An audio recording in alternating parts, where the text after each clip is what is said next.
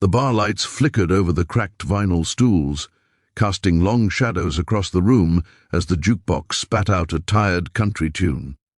In walked a woman no one expected, hood pulled low, sleeves rolled high enough to reveal a faded tattoo snaking up her forearm like a scar with a story.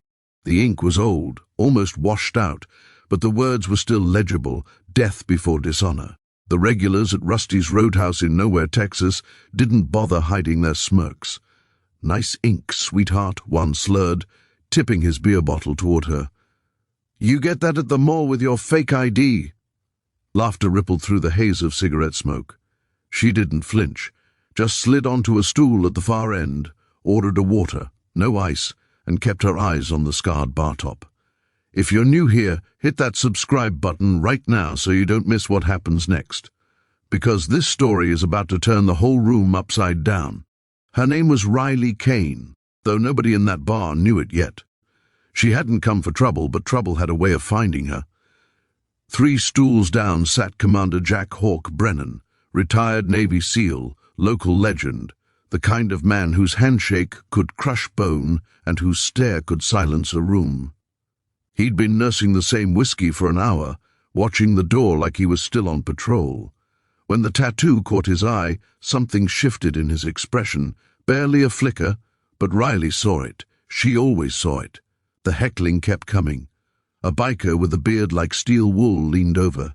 "Bet that tat's covering up a tramp stamp," he guzzled. His buddies howled. Riley's fingers tightened around her glass. The bartender, a woman who'd seen every kind of storm roll through those doors, started polishing the same spot on the counter, sensing the air thickening. Outside, the wind howled across the empty plains, rattling the neon sign until it buzzed like a warning. Inside, the laughter grew bolder. Someone snapped a photo, flash popping. "Gonna make you famous." "Hoodie girl," Riley finally spoke, voice low, steady, cutting through the noise like a blade. "You ever see a sniper take a shot from 800 yards? The room stuttered. The biker snorted. "What, you gonna snipe us with your water glass?" More laughs, but thinner now. Commander Brennan set his whiskey down slow, the clink of glass on wood louder than it should have been. Riley reached up and pulled back her hood. The bar went dead silent. Her face was a map of quiet storms, high cheekbones, a scar tracing her jaw like a lightning bolt frozen mid-strike. But it was her eyes that stopped hearts, pale grey, unblinking, the kind of eyes that had stared down crosshairs and never looked away. The tattoo on her arm wasn't the only mark. A faint line circled her neck, barely visible under the collar of her jacket, garrote wire scar, old and healed. The biker's smirk faltered. Brennan's knuckles went white around his glass. Riley stood, slow, deliberate, every movement practiced. "That tattoo," she said, nodding toward her arm, "was inked in a village outside Kandahar. After I dragged my spotter 3 miles through Taliban territory with a bullet in my lung. She let that settle. He didn't make it. But I kept the promise." The bar was a graveyard now. Even the jukebox seemed to hold its breath. Brennan's voice cracked the silence, rough as gravel. "Kane?" Just her last name, but it carried the weight of 1,000 missions. Riley turned to him, and for the first time her mask slipped, just a fraction. Recognition, pain, something deeper. "Hawk," she answered.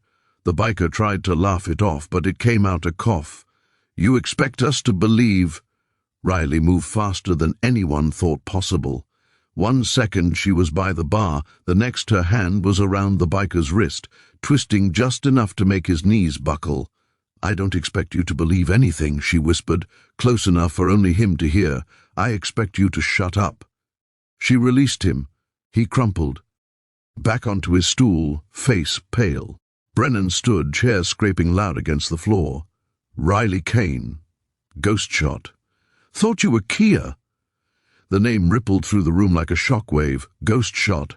The sniper whose kill count was classified, whose file was sealed tighter than Fort Knox.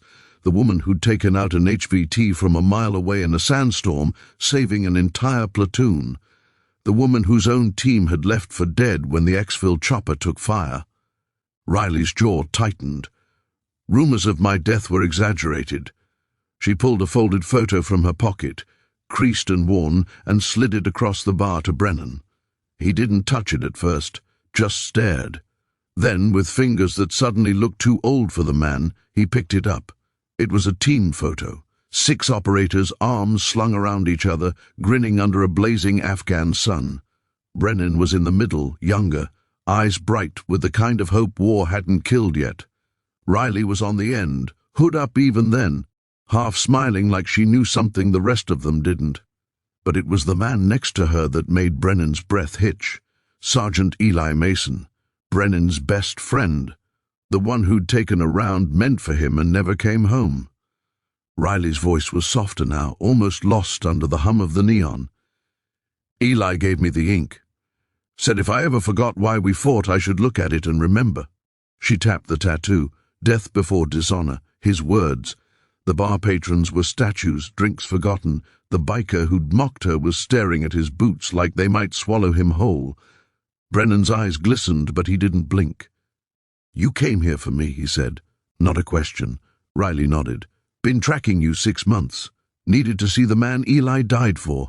She paused, the weight of years pressing down. Needed to know if you were still worth it. Brennan laughed, but it was hollow.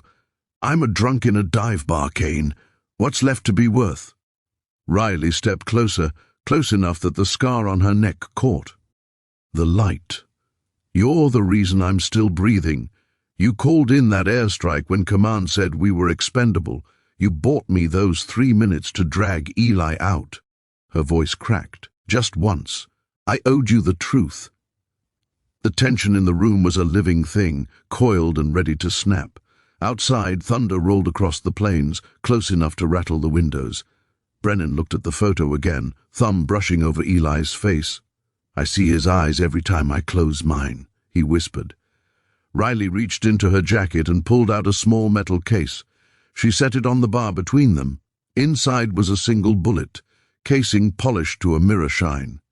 This was meant for the man who sold us out, she said. Intel officer. Took a bribe to leak our position. I found him in Caracas last year. She didn't say what happened next. Didn't need to. The bullet told the story. Brennan stared at it, then at her. You came here to give me this? Riley shook her head.